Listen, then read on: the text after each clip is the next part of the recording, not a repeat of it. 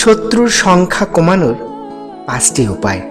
বর্তমানে আপনি কাউকে কিছু না বললেই অজান্তেই কেউ না কেউ আপনার শত্রু হয়ে যাচ্ছে।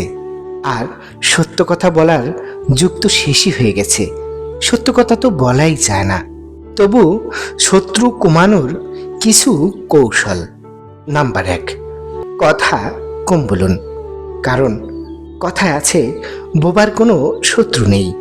নাম্বার 2, নিজের সাফল্য ঢাকঢোল পিটিয়ে সবার সামনে দেখাবেন না। নাম্বার 3, যেখানে সেখানে যার তার সঙ্গে তর্কে জড়াবেন না। নাম্বার 4, কারো প্রিয় মানুষ বা প্রিয় জিনিস নিয়ে কটূক্তি করবেন না। নাম্বার 5, কাউকে কখনোই ব্যক্তিগত আক্রমণ করবেন না। উপদেশগুলো ভালো লাগলে অবশ্যই একটি লাইক করতে ভুলবেন না। ভালো থাকুন। ধন্যবাদ।